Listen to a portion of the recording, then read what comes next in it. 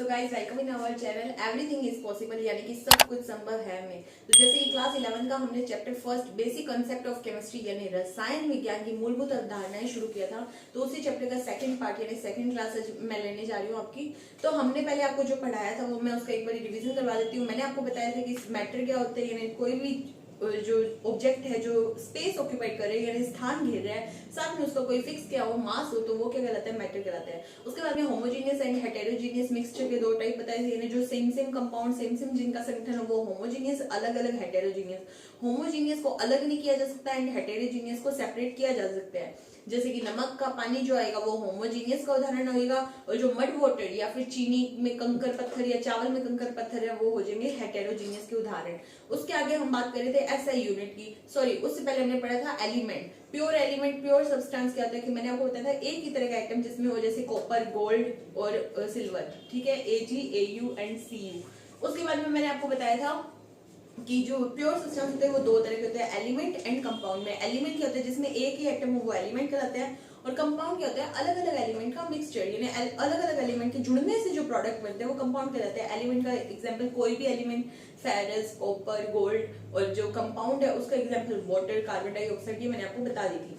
उसके बाद में हम ऐसा यूनिट पढ़ने जा रहे थे, तो ऐसा यूनिट पढ़ने से पहले मैं आपको एक चीज बता चुकी थी कि दो तरह की क्या होती है, अमाउंट होती है, सॉरी जो ऐसा यूनिट्स होती है वो दो तरह की होती है, एक होती है क्वांटिटिव और एक होती है क्वालिटेटिव, ठीक है।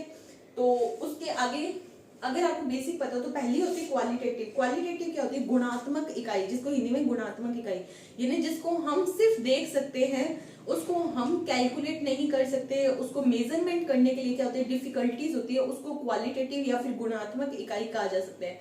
जैसे कि लस्टर यानी कि जो लचीलापन होता है, डक्टिलिटी, ठीक है, और मैलिएबिलिटी, ये हो गई गुणात्मक इकाई यानी कि क्वालिटेटिव प्रॉपर्टी के एग्जांपल। यानी हम इसको देख तो सकते हैं, तन्यता, आघात, वजनता, लचीलापन, ये चीजें हम देख सकते हैं, पर कितनी अमाउंट में जाएगी इसका हम अंदाजा नहीं लगा सकते, यानी इसको हम मेजर नहीं कर सकते। दूसरा पॉइंट इसी का आता है क्वांटिटेटिव। तो क्वांटिटेटिव में मैंने आपको बताया था, शायद नहीं बताया था पर मैं आप बता रही हूँ, क्वांटिटेटिव ऐसे क्वांटिटेटिव यानी क्वांटिटी, यानी इसको हम क्या मात्रा यानी मात्रात्मक जो इकाइयां होती है उसको क्वांटिटेटिव कहा जाता है, ठीक है। यानी इसको हम देखने के साथ साथ में मेजर कर सकते हैं, जैसे कि लेंथ, जिसमें मैंने आपको एग्जांपल दिया था कि आपका घर आपके स्कूल से कितना दूर है, तो वो वाला चीज लेंथ हाइट ये सारे किसमें आ जाएंगे, इसमें मात्रात्मक में यानी क्वांटिटेटिव में। उसके आगे हम पढ़ने जा रहे हैं आज ये चीज, ये आपकी बुक में टेबल दे रखी है जिसमें क्या है कि बेसिक फिजिकल क्वांटिटी, ये जो टाइप दे रखी है ये होते हैं लेंथ मास टाइम, इनकी सिंबल, इनका एसआई यूनिट का नाम और एसआई यूनिट का सिंबल बता रखी है आपके एनसीईआरटी के अंदर है, जिसमें सबसे पहले लेंथ। तो लेंथ का आज तक आपने सिंबल पढ़ा बचपन से, एल से हमने शो करते हैं इसको, ठीक है। और इसका जो एसआई यूनिट है वो है मीटर, ठीक है। तो किलोमीटर नहीं है, मीटर है, ध्यान रखना है, ऐसा यूनिट मीटर है।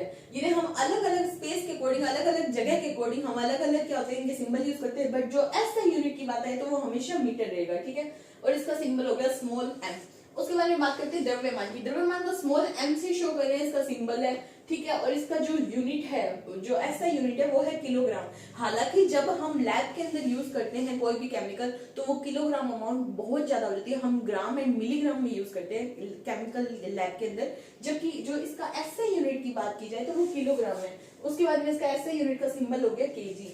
उसके बाद में बात करते हैं टाइम की, यानी जिसको हम बोलते हैं समय, इसको स्मॉल टी से शो करते हैं, और इसका ऐसा यूनिट सेकंड है। ये थोड़ा ध्यान रखना ऐसा यूनिट कौन सा किसका है, और सेकंड को एस से शो करते हैं, आपको पता है। फिर आती है विद्युत धारा यानी कि इलेक्ट्रिक करंट, आपने 10th में 9th में पढ़ा है, इसको आई से शो करते हैं, और जो ऐसा यूनिट का ऐसा यूनिट है इसकी एम्पियर है, और ए से इसको शो करते हैं। उसके बाद में आता है थर्मोडायनेमिक यानी उष्मा गतिकी, तो इसको टी से शो करते हैं, केल्विन इसकी ऐसा यूनिट है और के से शो कर रहे हैं। फिर टेम्परेचर आपको पता है टीई एम्पियर, टी लिखते हैं सिंपल। फिर अमाउंट ऑफ सब्सटेंस यानी पदार्थों की मात्रा, इसको एन से शो करते हैं। आपने देखा होगा an amount of this, n NH2O, NCO2, यानी हमें पता नहीं कितनी अमाउंट है, तो जो अमाउंट है वो एन है, और ये अमाउंट ऑफ सब्सटेंस कहलाती है। इसको मोल से यानी 1 मोल ऑफ वाटर, ये आपने पढ़ा होगा 9th 10th में वही चीजें, और इसको स्मॉल मोल से लिख के शो करते हैं। फिर आती है ल्यूमिनस इंटेंसिटी, ये है ज्योति तीव्रता, इसको IV जो इसका है सिंबल है, और कैंडेला से इसका SI यूनिट है, और शो इसको करते हैं CD से। तो अब हमारा नेक्स्ट टॉपिक जो पढ़ रहे हैं, आपने अब तक सुना होगा मास एंड वेट। अब आपके दिमाग में आता है आप सोचते हो कि मास एंड वेट क्या है, एक ही चीज है, ठीक है, यानी जो भार है वही क्या द्रव्यमान है, जबकि ऐसा नहीं है। अब मास और वेट में डिफरेंस है जो कि मैं आपको बताने जा रही हूँ। तो अब हमारा टॉपिक है डिफरेंस बिटवीन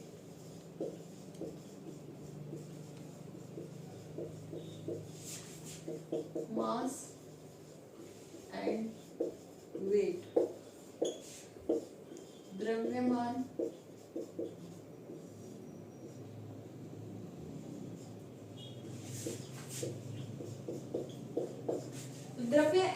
द्रव्यमान यानी मास एंड वेट में क्या डिफरेंस होता है वो मैं आपको इस टेबल से शो कर देती हूँ।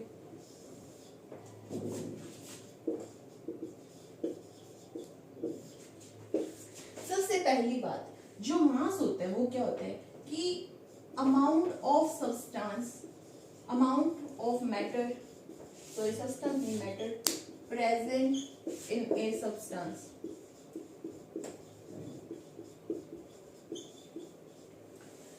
इसी को बोलने यानी किसी भी यौगिक में जितना द्रव्य पाया जाता है,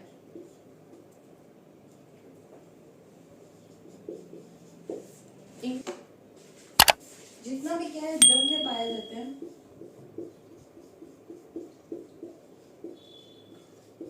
वो द्रव्यमान कहलाता है, यानी कि M कहलाता है।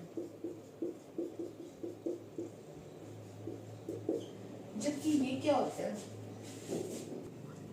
तो अब बात करें थे वेट की, तो वेट्स क्या होता है, force excreted on an object. ये फोर्स कौन सा, ग्रेविटी की बात हो रही है, ठीक है, यानी हिंदी में बोले तो गुरुत्वाकर्षण बल।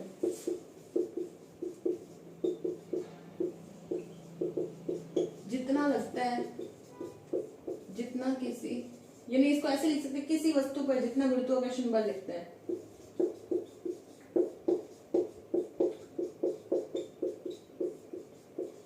वही क्या है, भार है, ठीक है। उसके बाद में सेकंड चीज यहाँ पे ये कि जो ये है मास है, ये हमेशा क्या है, सेम रहेगा, ये इट कंसिस्ट ऑलवेज सेम, ठीक है। और जबकि जो गुरुत्वाकर्षण की बात जो बात है, सॉरी वेट की जो बात है, वेट क्या, it changes according to place. For example आपने ये बात सुनी होगी, आपका जो भार है वो अर्थ पर ज्यादा होता है और चांद पर क्या होता है, कम होता है। तो वो यही चीज है, क्योंकि चांद पे क्या होता है, गुरुत्वाकर्षण बल नहीं होता, फोर्स जो ग्रेविटेशन फोर्स है वो मून पे नहीं पाया जाता है, इस कारण आपका वेट क्या होता है वहां पे कम हो जाता है।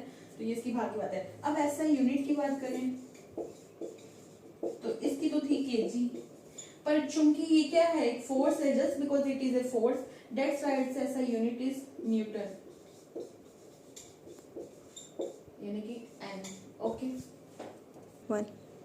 तो अब हम ऐसा यूनिट ऑफ टेम्परेचर की बात करते हैं। अब आपको पता है ऐसा यूनिट जो टेम्परेचर की होती है वो तीन होती है, आपने सुना होगा, kelvin, degree Celsius, degree Fahrenheit, यानी जो हम बुखार होते हैं हमें। तो अब हम बात करते हैं ऐसा यूनिट ऑफ टेम्परेचर की। अब आपने सुना होगा टेम्परेचर की तीन यूनिट होती है, degree Celsius, degree Fahrenheit and kelvin. Kelvin आपने शायद पहले नहीं सुना, लेकिन डिग्री सेल्सियस, डिग्री फ़ारेनहाइट सुना है। कैसे सुना है मैं आपको बताती हूँ। जो अपने इन्वायरमेंट में, जैसे कि राजस्थान में मैं रहती हूँ, ठीक है, या आप कहीं पे भी रहते हैं, वहां पे जब भी ठंड पड़ती है या गर्मी पड़ती है तो डिग्री में पारा क्या होता है, दर्शाया जाता है, यानी कितनी गर्मी पड़ रही है, कितनी ठंड पड़ रही है, वो डिग्री में चलता है, ओके। एंड जो फ़ारेनहाइट है, जब भी आपको फीवर हुआ है तो जो आप थर्मामीटर यूज करते हैं उसके अंदर डिग्री फ़ारेनहाइट में क्या होता है, मेजरमेंट किया जाता है। अब केल्विन आपने नहीं सुना, केल्विन मैं आपको यहाँ बता रही हूँ, तीन यूनिट होती है, ओके। अब देखिए केल्विन को क्या है, केल्विन का फॉर्मूला है, अगर केल्विन को सेल्सियस में एक केल्विन बराबर क्या होता है, जितना डिग्री सेल्सियस दे रखा है उसमें 273.1 ऐड कर दो तो आपकी केल्विन में क्या होती है, यूनिट डलती है। अब जो डिग्री सेल्सियस है वो यहाँ लिखा है negative value can be obtained, यानी negative value possible in degree Celsius, ठीक है। तो नेगेटिव वैल्यू यानी नकारात्मक मान भी आ सकते हैं, कैसे आते हैं मैं बताती हूँ। और ये डिग्री फ़ारेनहाइट का फॉर्मूला है, ओके। तो ये फॉर्मूले आपको याद होने चाहिए, ठीक है। कितनी वैल्यू रहेगी ये आपको आपके क्वेश्चंस में मिल जाएंगे। उसके बाद में आते हैं केल्विन, सेल्सियस और फ़ारेनहाइट, इनको कैसे मेजर किया जाता है। अब मैंने यहाँ पे कहा था नेगेटिव वैल्यू हो सकती है। देखो आपने सुना है जो फ्रीजिंग पॉइंट ऑफ वाटर होता है, ये वाटर का फ्रीजिंग पॉइंट है H2O, ठीक है। ये क्या होता है, केल्विन में 273 केल्विन होते हैं, जबकि 0 डिग्री सेल्सियस पे वाटर क्या होता है, फ्रीज हो जाता है। अब देखो जो सेल्सियस है वो तो 0 डिग्री सेल्सियस है, लेकिन यहाँ पे क्या है 273। ये आपकी बुक में भी इसका दे रखा होगा इस टाइप से 3 यूनिट बना के। ये मानो ये 0 डिग्री सेल्सियस है, यहाँ पे वाटर फ्रीज हो रहा है, और ये 273 केल्विन है, और इसी को 32 डिग्री फ़ारेनहाइट यानी 32 डिग्री फ़ारेनहाइट कहा जाता है। अब देखो ये नेगेटिव इसलिए हो सकता है क्योंकि यहाँ 272 भी आएगा, 71 भी आएगा, इस तरह से करते करते ये यहाँ तक 0 होगा, और यहाँ पे ये क्या हो जाएगा, 0 के बाद में माइनस में वैल्यू शुरू हो जाएगी, ठीक है, और ये भी 0 तक जाएगा। इसलिए जो सेल्सियस है उसका मान क्या नेगेटिव में पॉसिबल है। उसके बाद में रूम टेम्परेचर क्या होता है अपना 25 डिग्री सेल्सियस होता है, ये आप सभी को पता होगा। कमरे का जो अपना रूम नॉर्मल रूम टेम्परेचर है उसको 298 केल्विन बोला जाता है, और यहाँ पे 77 डिग्री फ़ारेनहाइट बोला जाता है। उसके बाद ह्यूमन बॉडी टेम्परेचर, ये भी आपको सेल्सियस में पता है 37 डिग्री सेल्सियस होता है, जिसको केल्विन में 310 केल्विन और यहाँ पे फ़ारेनहाइट में 98.6 डिग्री फ़ारेनहाइट कहा जाता है।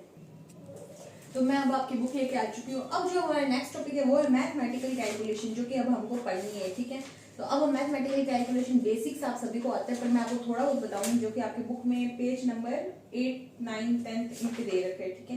तो इसका थोड़ा थोड़ा बेसिक, सबसे पहले आते हैं जोड़ करना या घटाना, एडिशन एंड सब्सट्रैक्शन। क्योंकि अब तो आपको इतना पता चल गया है कि जितने भी कैलकुलेशन हमारी केमिस्ट्री में होने वाली है वो सब पॉइंट्स में होने वाली है, ठीक है। तो एक मिनट मैं आपको ये बताने से पहले आपको थोड़ी सी चीज और बता दूं कि कुछ नंबर्स क्या होते हैं हमारी केमिस्ट्री में रिजल्ट ऐसे निकलते हैं कि 0.0000163, और कुछ आएंगे कुछ नंबर के जैसे पॉइंट से पहले 0 ज्यादा होंगे, जैसे 0.0000016.3, ठीक है। तो इस तरह के जो 0 होते हैं उन्हें हम 10 की पावर में डालते हैं, ठीक है।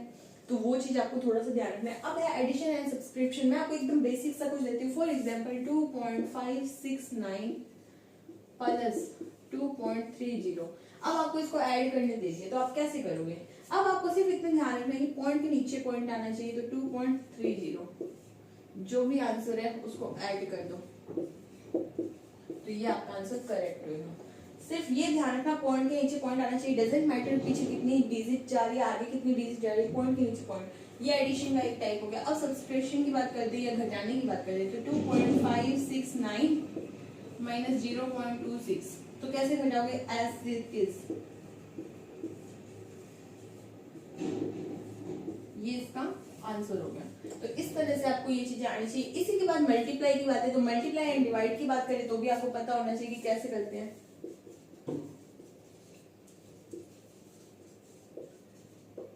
यानी गुणा एवं भाग। मैंने आपको कोई digit they the 5.6 multiply by 2.34, तो अब आपको सिर्फ ये ध्यान रखना है 234 को 56 से मल्टीप्लाई डायरेक्ट कर दो, पॉइंट छोड़ दो, ठीक है। अब आंसर क्या आ रहा है यहाँ पे, 6 4 24,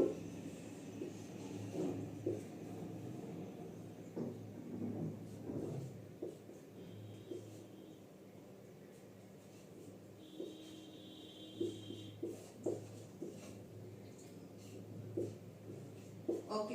अब देखो कितने डिजिट यहाँ पे, कितने डिजिट से पहले पॉइंट है, 2 डिजिट छोड़ के तीसरे डिजिट पे पॉइंट है, और यहाँ पे 1 डिजिट छोड़ के 2 और 1 3, तो यहाँ से 1 2 3 3 छोड़ के यहाँ पे पॉइंट लगा दी। ये आपके मल्टीप्लाई का आंसर है, ओके करेक्ट। अब डिवाइड की बात करें तो फॉर एग्जांपल मैंने आपको यहाँ पे एक छोटा सा डिवाइड दे देती हूँ। अब आपको यहाँ पे क्या करना है कि जितने ऊपर 0 है, जितने पॉइंट को छोड़ के, जितने डिजिट को छोड़ के सॉरी ऊपर पॉइंट है उतने ही, जैसे 1 डिजिट 2 डिजिट 2 अंकों के बाद में यहाँ पे पॉइंट है तो नीचे 2 0 लगा दो। अब यहाँ कितने अंकों के बाद में 1 2 3 1 2 3, अब इसको काट दो। अब जो आंसर आएगा वो आपका करेक्ट आंसर होगा, ओके।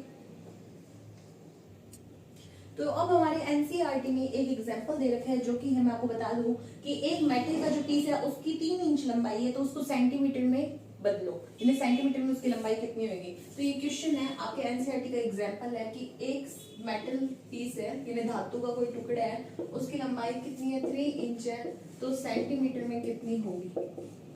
यानी इसको क्या करना है, कन्वर्जन करना है। कन्वर्जन करने के लिए यहाँ पे सबसे पहले हमको ये पता होना चाहिए 1 इंच में कितने सेंटीमीटर होते हैं। तो 1 इंच में सेंटीमीटर होते हैं 2.53 सेंटीमीटर। तो 3 इंच में कितने सेंटीमीटर होंगे? तो 1 इंच में कितने, तो 3 में कितने होंगे? 2.53 सेंटीमीटर अपॉन में 3 1 सॉरी इंटू कितने चले जाएंगे? 3 चले जाएंगे। तो जो आंसर आएगा वो इसका हो जाएगा 1। तो जो आंसर रहेगा वो होगा 7.62 सेंटीमीटर। तो इस तरह से इसका कन्वर्जन किया जा सकता है। अब हम अपने नेक्स्ट टॉपिक की ओर बढ़ रहे हैं। अब हमारा जो नेक्स्ट टॉपिक है वो है रासायनिक संयोजन के नियम। यहाँ से अपना मेन चैप्टर शुरू हो रहा है।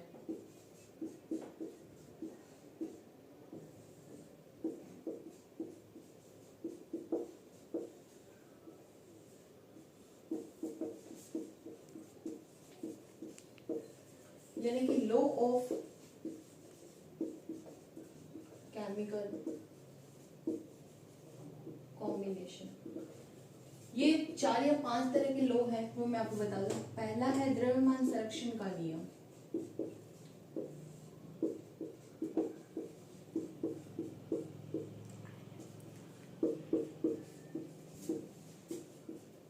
जिसको बोलते हैं law of conservation of mass.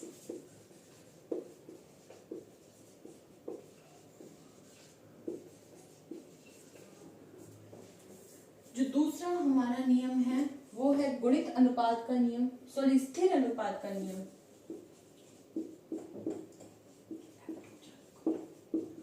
स्थिर अनुपात का नियम जिसको बोलते हैं law of definite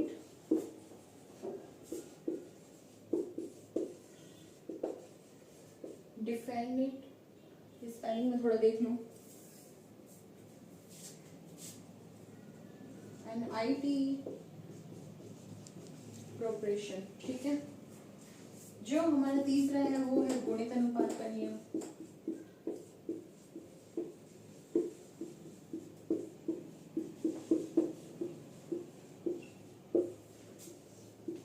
law of multiple proportion. ये है गे-लोसेक का नियम।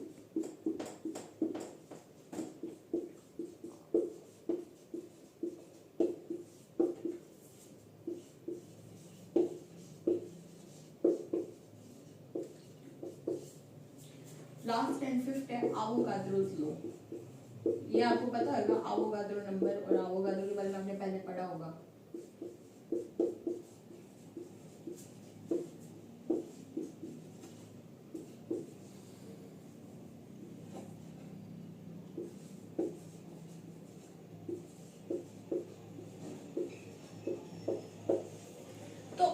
पहले बात करते हैं रासायनिक संयोजन का नियम की, यानी लॉ ऑफ केमिकल कॉम्बिनेशन क्या है। अब आपको पता है हम अलग अलग केमिकल लेते हैं और उनका क्या कुछ रिएक्ट करवाते हैं, उनको आपस में मिलाते हैं और कोई नया प्रोडक्ट बनाते हैं, या फिर उनका केमिकल कॉम्पोजिशन होता है, यानी उनका जो आपस में मिलने की जो प्रोसेस होती है वो केमिकल कॉम्पोजिशन कहलाती है, जिससे मिलकर वो किसी नए प्रोडक्ट का निर्माण करते हैं।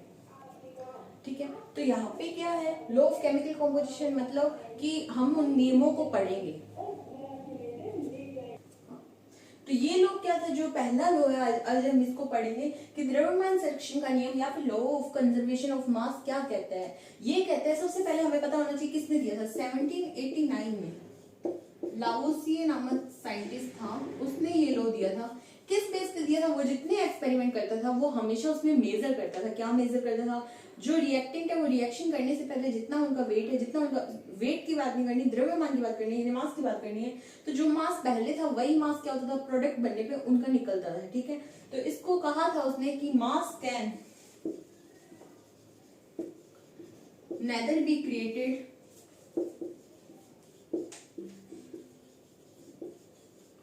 Nor be destroyed. यानी कि मास यानी द्रव्यमान को ना बनाया जा सकता है,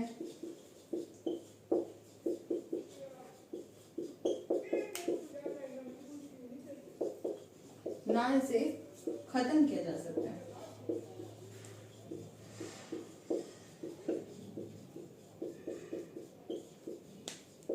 यानी कि कोई भी रिएक्शन हो रही है उसे होने दो, वो चेंज नहीं हो सकती। ठीक है। तो ये क्या है, जो इसका मास है वो हमेशा क्या रहेगा, सेम रहेगा, ना इसे बनाया जा सकता है ना खत्म किया जा सकता है। ठीक है, ये तुम देख लेना, स्पेलिंग वगैरह को इतना माइंड मत करना क्योंकि केमिस्ट्री है। ठीक है, ओके। तो इसी में जो हमारा लॉ ऑफ केमिकल कॉम्बिनेशन में दूसरा लॉ मैंने आपको बताया था, लॉ ऑफ डेफिनेट प्रोपोर्शन, और इसी को बोल सकते हैं कॉम्पोजिशन, यानी स्थिर अनुपात का नियम।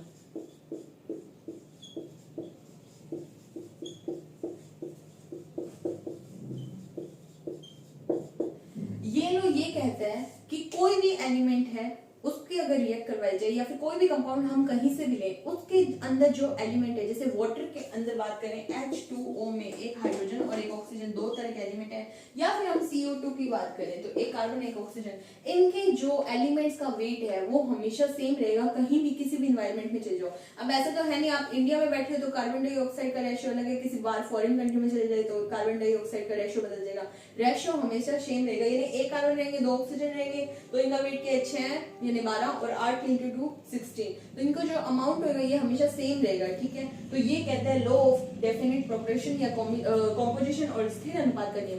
अब जो इसकी बात के 3 नियम है वो मैं आपको कल करवाऊंगी और इनको भी दोबारा रिवाइज करवाऊंगी विद एग्जांपल। तो हमारे साथ बने रहिए, चैनल को सब्सक्राइब जरूर कीजिए। Thank you.